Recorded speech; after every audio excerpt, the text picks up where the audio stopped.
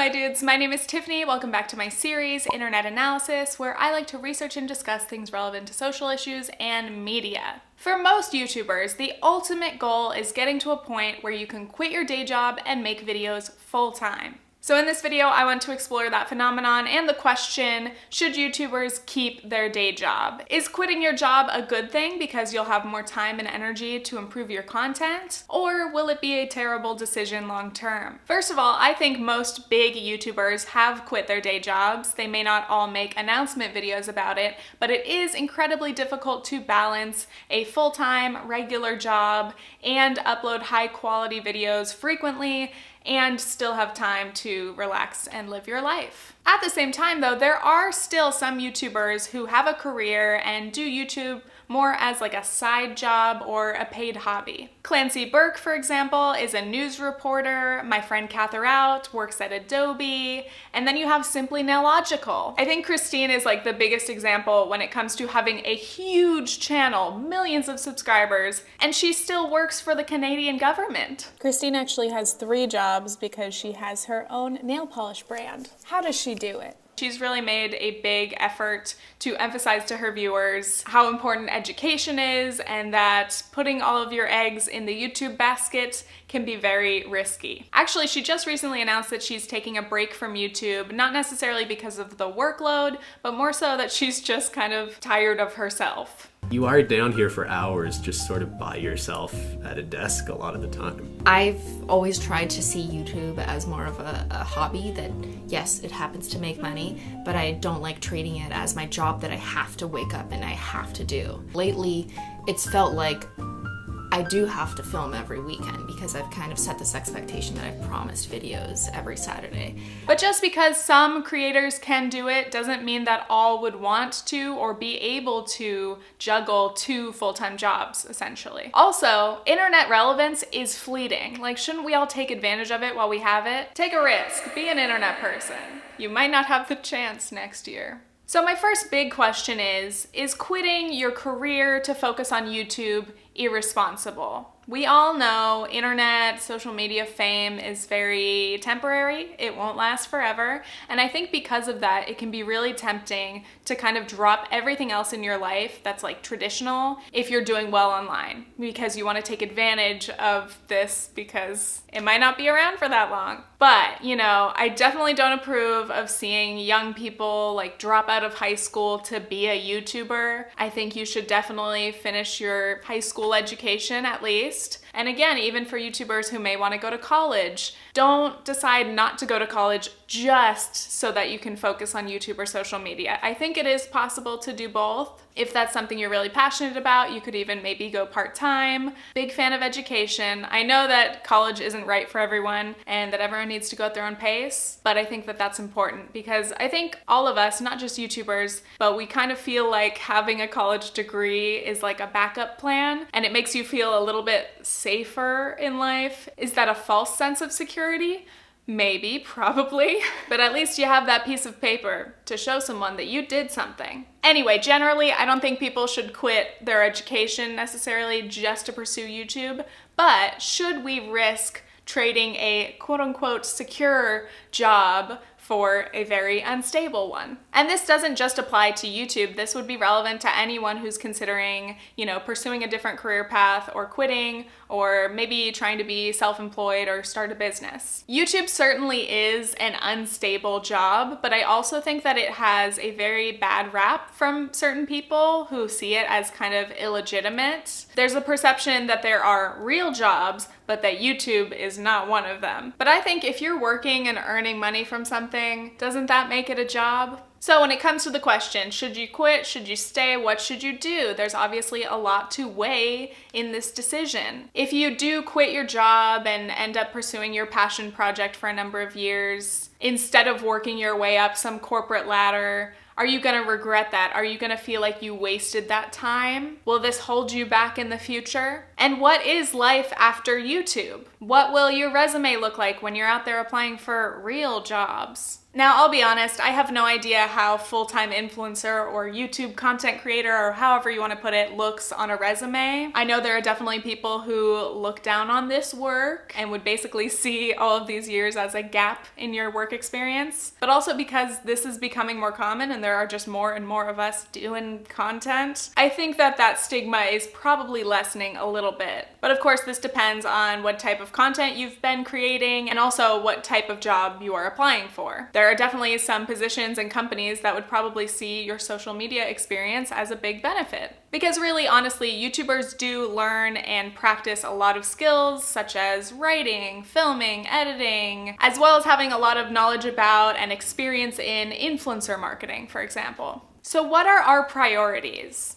Especially when we're young, it feels like this is our time that we're allowed to be selfish. That is, making decisions only based on ourselves and our future. Especially if you don't have children or any other dependents, this is the time where you only really have to think about yourself. By the way, quickly, it is not selfish to do that, and also people of all ages can do this. You can do this with children. You can make major life changes at any time. This is not just for the youth, folks. Is our life's purpose to pursue the most secure, highest paying job? Or is it to pursue our passions? Or is it possible to do both? What about working the easiest, simplest job and just chilling with the rest of your time? Is that acceptable? In writing this video, I realized that a lot of this kind of just boils down to labor and how you value that, and of course the capitalist system that we exist in. Where do we find our purpose? Where do we find satisfaction in life? Should we tie our self-worth to our jobs and our productivity? I think at a bare minimum, we live in a society and we all have bills to pay, so we have to find some way to earn enough money to at least survive. Speaking of, today's video is sponsored by Fetch Rewards. Thank you, sponsor, for helping me pay my bills and allowing me to pursue my passion project of being a YouTuber.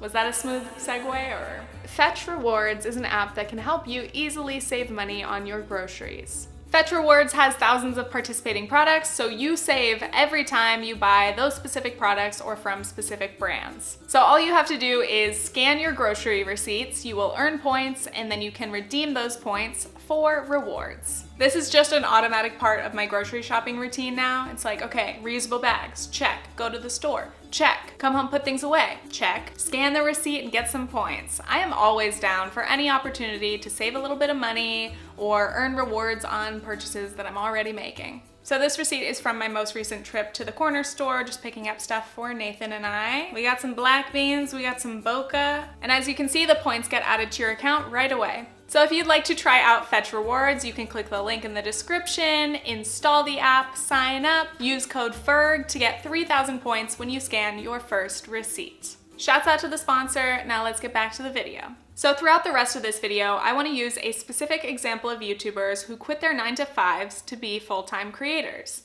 This group of YouTubers make similar types of content and have similar audiences. They've all had their YouTube channels for a long time. They've made videos about their college experiences and then transitioned to post-grad, early career videos, taking their audiences along for the journey. Once they got hired for their first adult job, they vlogged that process too.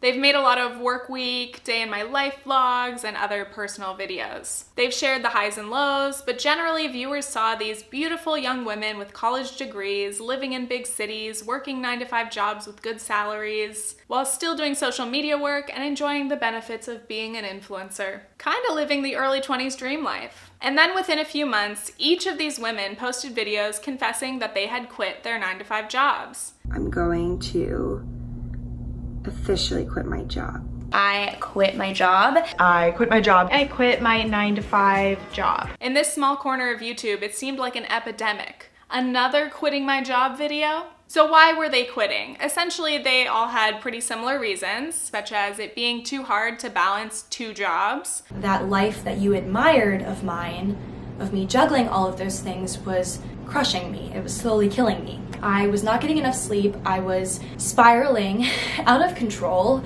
I was working nonstop at all times. I would spend time on YouTube, on other things that I'm working on, for like 6 hours a day outside of work. I was getting very, very stressed, a lot of anxiety. Working in 9-to-5, I felt very, very limited because you only really have control over the hours of the day in the morning and at night. You guys didn't see the times when I would come home at 7 o'clock from work and still have work to do for work, but also have deadlines to meet for YouTube, and people messaging me, you know, why haven't you posted a video?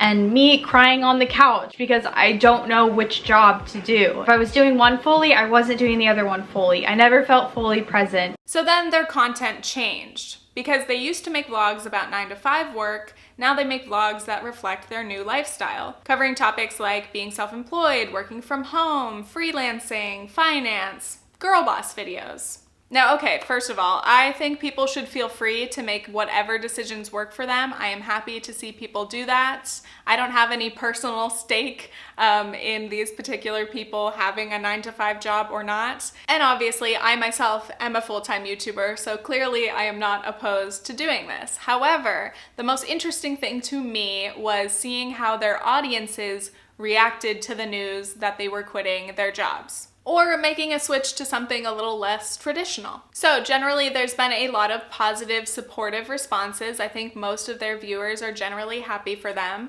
but I did notice a good number of more negative or critical responses, which I find very interesting. Again, so many YouTubers quit their jobs. It happens all the time, and a lot of them have the exact same reasons that these women did. Yet I feel like they got a little bit more backlash than other creators that I've seen. My theory is that it's because they are vloggers. I think generally vloggers face a lot more criticism about their personal life choices because that is their content. But it makes sense because viewers are more familiar with and connected to your life. And then when your life changes and your content changes, some viewers feel compelled to give their 2 cents. And don't even get me started on parasocial relationships, but generally a lot of viewers feel very close to the people that they watch, especially if they've been watching them for a long time. So that can feel very powerful, and viewers can feel like personally impacted by the choices that creators make. Anyway, this topic was on my video list for months, and then I was asked to be interviewed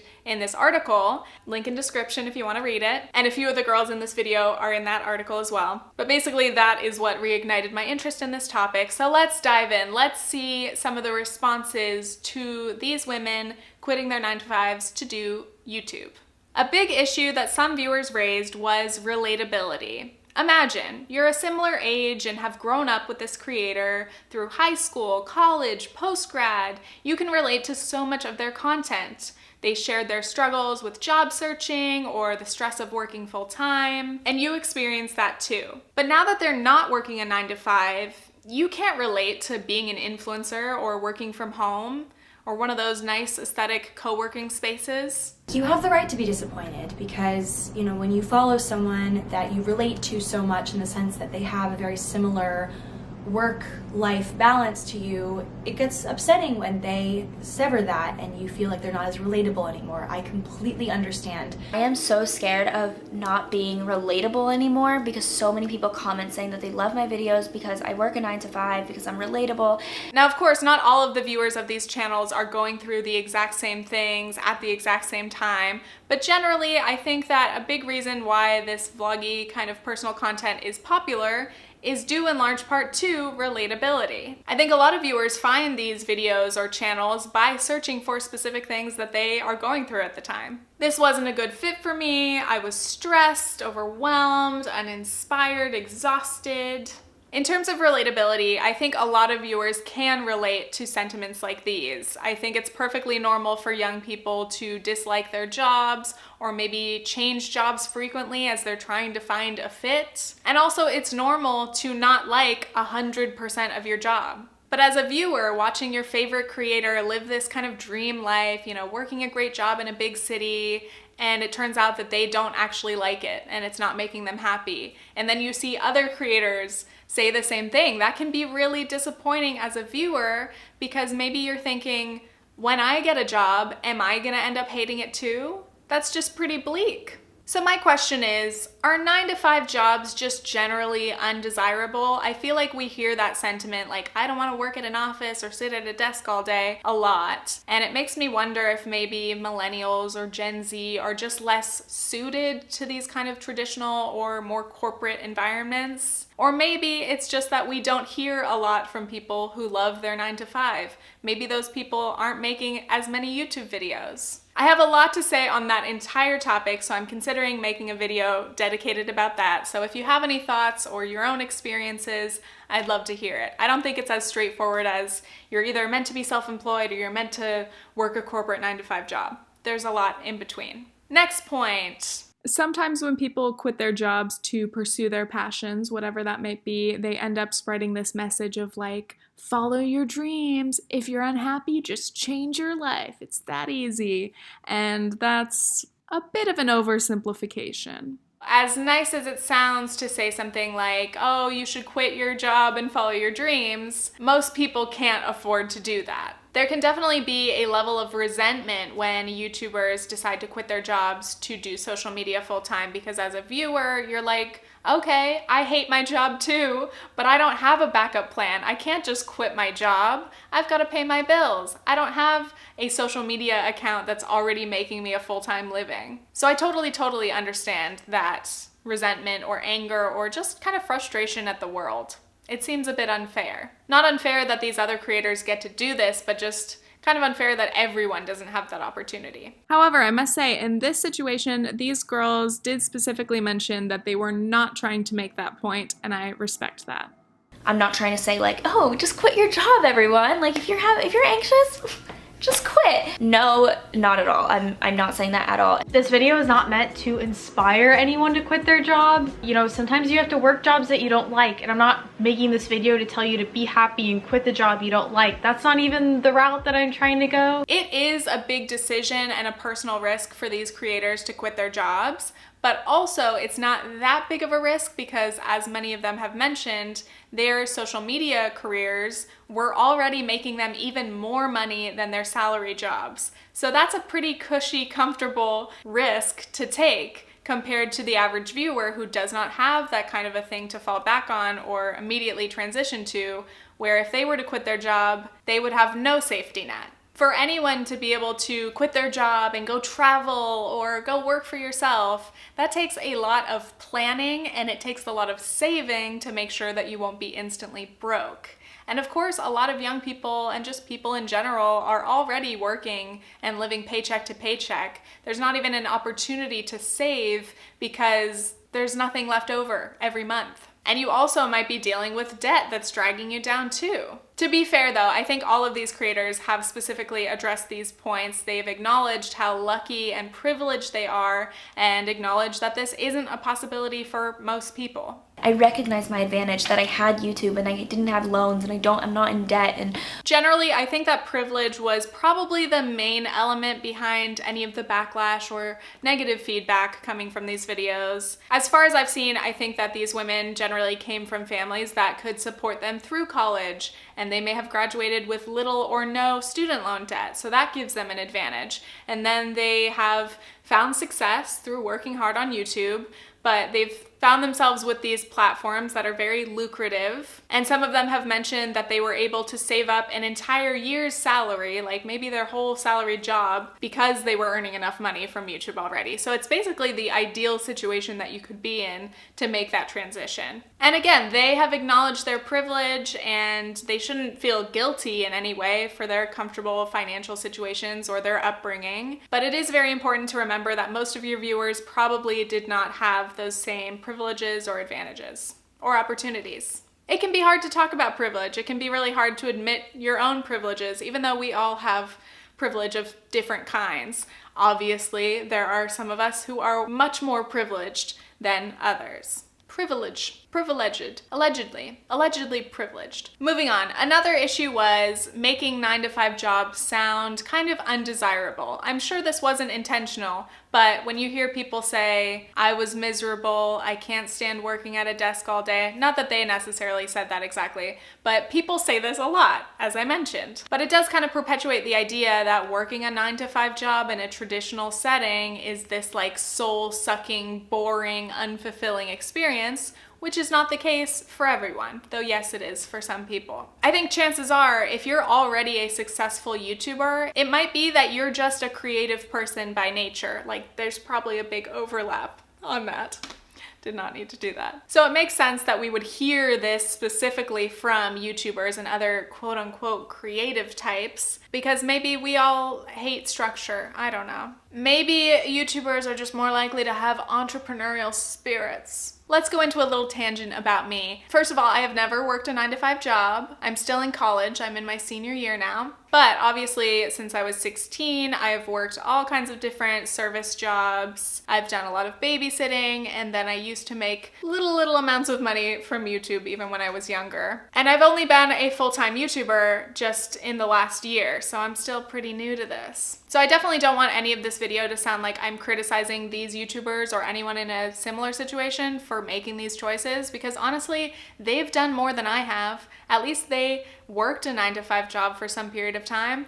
I haven't done that. And to be honest, it doesn't sound desirable to me. Now hold on a second. Post-grad, I don't know exactly what my plans are long term, but immediately after I graduate, I'm just gonna be focusing on YouTube, because it would be nice to have more time to do this. You see the gap in my upload schedule. It's hard. I'd love to continue doing YouTube in some form as long as it's still a viable income source for me and as long as I enjoy it. I can say though that most of my extended family is self-employed. My parents and grandparents have always owned their own businesses. My sister has her own hair salon suite business. I'm self-employed, so it just runs in my blood, baby. But to me and my family, being self-employed is normal, and I really do appreciate that. I am so glad that I've never had any kind of pressure from myself or my family to do anything more traditional, or even to pursue a more practical major than media studies. Because we're all in this. We're all in the risky, self-employed, very stressful game. My town is very traditional. Like, this is very non-traditional. Like, for my parents to go around and be like, Brooke doesn't have a real job. Like, it's very shocking to people to hear and be like, what? Like, your kid doesn't have a job. Anyway, again, I still haven't even graduated, so I can't definitively say what I'm gonna want to do for the rest of my life, or even in the next 5-10 years. So, who knows? Maybe I end up a corporate queen. As long as I can wear my turtlenecks, I'm cool with that. Anyway, next question. Why is the response different to these particular YouTubers quitting their jobs versus other YouTubers in other genres maybe quitting their job? And that was my question. Is this like an issue of genre? Is it because these are vloggers and we care more about their personal lives? Then we have people like Cody Ko, Noel Miller, Jarvis Johnson, who I think were all engineers who quit to be YouTubers. Also, I quit my job and I left to do this, you know? All right, I'm unemployed. The fact that I've spent the last year burning myself out trying to do 2 jobs, and the workload of doing both became really unsustainable. I wasn't doing anything but working. My mental and physical health were deteriorating. I'll also call out that I'm extremely privileged in order to do this. A lot had to go right in my life's Rube Goldberg machine for this to even be an option. Again though, I think it's most relevant to the type of content that you make and the actual changes that happen after you quit your day job. So if you're gonna say, I'm quitting so that I can devote more time and effort to my videos, I wanna make better videos, then we hope to see a positive difference in your content. So, is the content better? These complaints don't just apply to the group of women that I mentioned, but kind of just in general. For any YouTuber who's gonna quit their day job to focus on YouTube, these are important things to consider. Common complaints, I got these from my Instagram followers. Thank you for responding to my surveys. One complaint is when YouTubers quit their job, but then don't even upload as much as they did before, let alone more. Second question or complaint, is your content going to change, as in, are you gonna move to LA and just drink smoothies?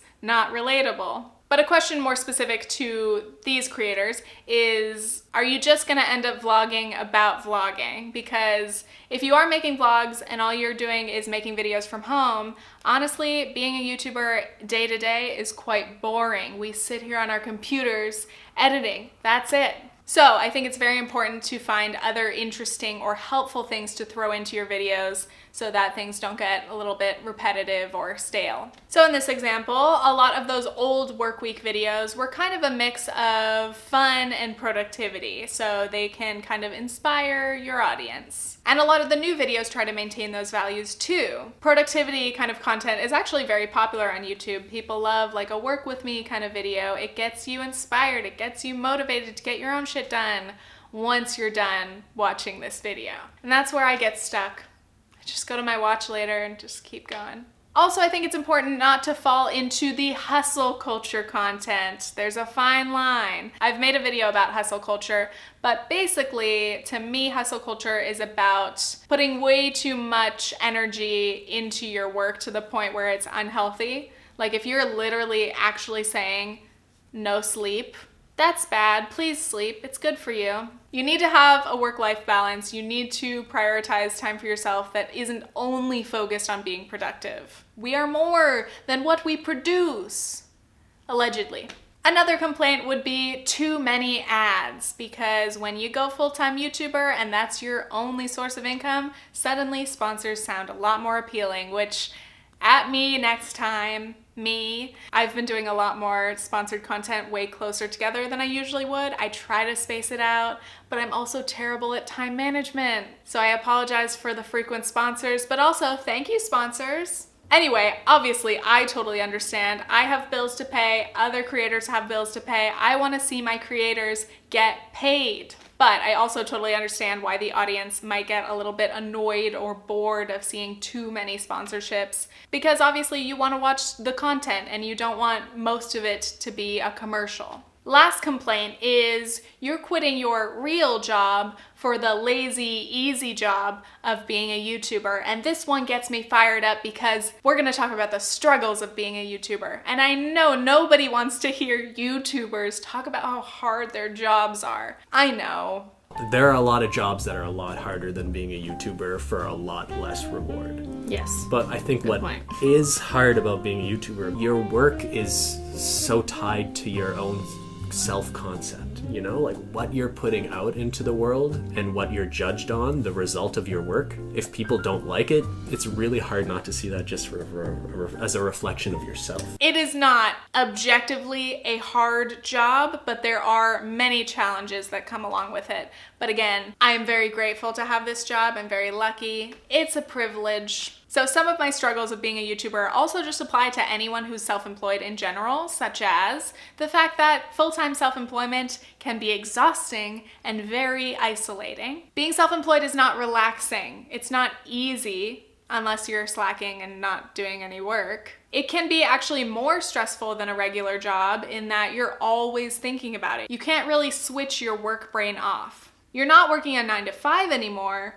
but now you might actually work more hours total and probably work 7 days a week. You yourself are fully responsible for your paychecks. You don't have a reliable, stable salary anymore, and that can be very scary. Plus, you miss out on the benefits of full-time jobs such as health insurance, paid time off. Specifically though, in being a YouTuber, especially a YouTuber that shares a lot of your personal life, having people weigh in on your major life decisions is really weird and very, very difficult. It is stressful enough making these decisions as a person without having hundreds and possibly thousands of other opinions. This actually happened to me a few years ago. Before internet analysis, I used to make very personal content, and I shared my journey going through the transfer process, trying to transfer colleges, which involved a lot of applications, and then I was rejected from every college, not clickbait.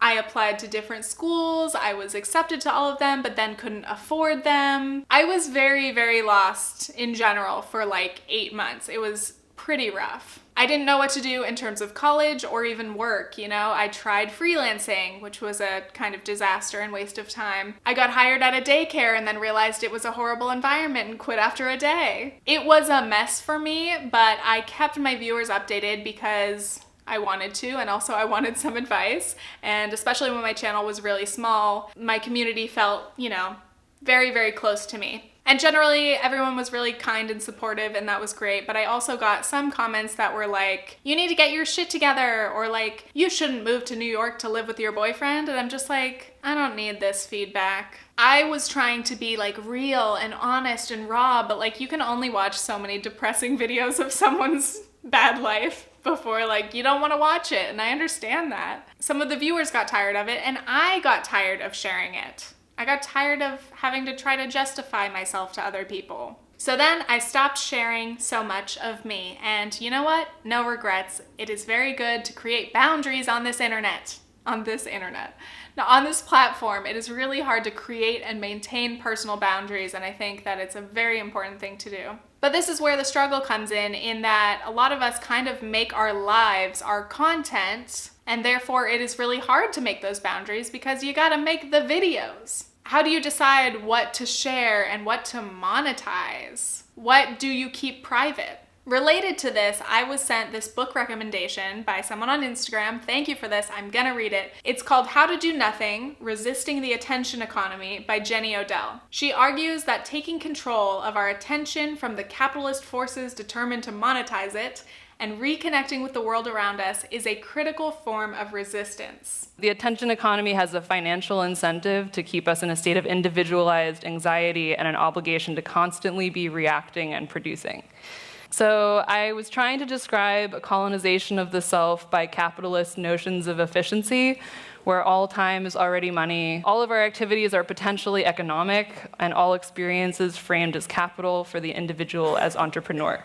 We feel obligated to monetize everything possible in our lives, and this applies to anyone, like whether you have a hobby and you're trying to figure out how to make money from it, but obviously if you're working on social media, this is like the constant struggle. Turning your life into a commodity is a very strange thing because essentially you're selling your life to the viewers, and then sometimes it feels like it's not even your life anymore. It is a dream to be able to earn a living doing the work that you really enjoy, but also turning your hobby into your full-time job can ruin everything. Now I want to talk about not getting stuck in the YouTube bubble because it exists. Being a YouTuber, being on social media, it is very easy to get caught in this bubble of internet world where, you know, most of your friends are influencers, you interact with people who are influencers, content creators, whatever you want to call it. It's all the same. You and everyone you know are always making videos and vlogging, and that's normal. But you forget that that's not what the average person's life is like. And as we all know and have probably experienced,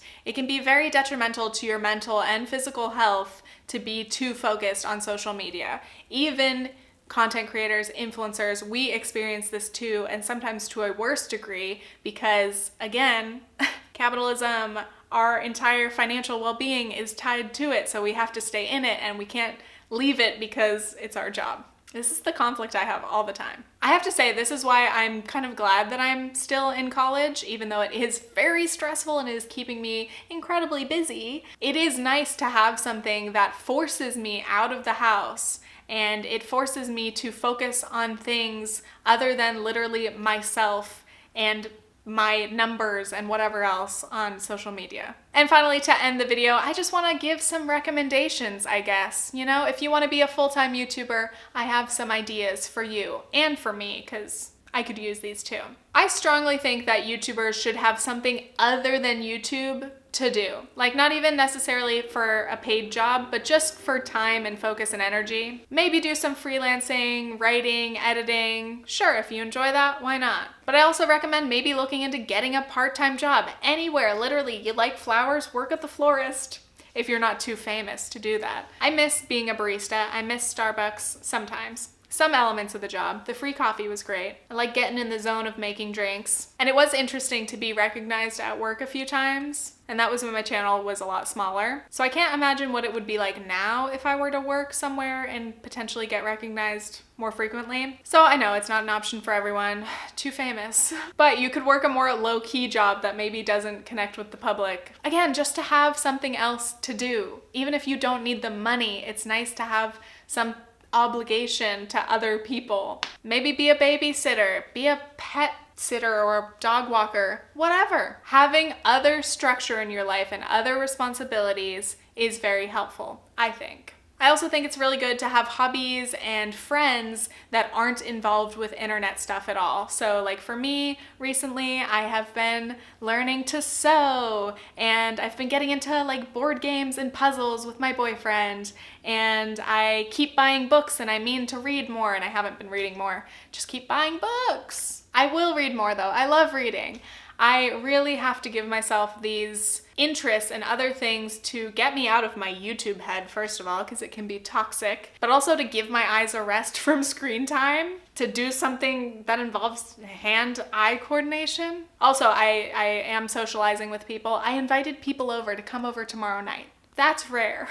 Anyway, finally, this is the end of the video. I hope it was interesting. Thank you so much for watching to the end. Once again, if you're interested in Fetch rewards, please click the link in the description. Get those extra points. You can follow me on Instagram for some mediocre pics. You can follow me on Twitter for some political tweets. Bernie 2020. Let's get this primary. I also have a vlog channel where I post other content, and I have a podcast called Previously Gifted where, well, I got a review on iTunes recently that talked about how it's like too personal and chatty, so just warning you, it is nothing like internet analysis. It is not scripted or researched. It's just me talking for an hour about my life and about politics and personal finance and movies I've watched recently. So if that sounds good to you, check it out. That's also the place that I get the most personal, so if you want some personal info, you gotta check out the pod.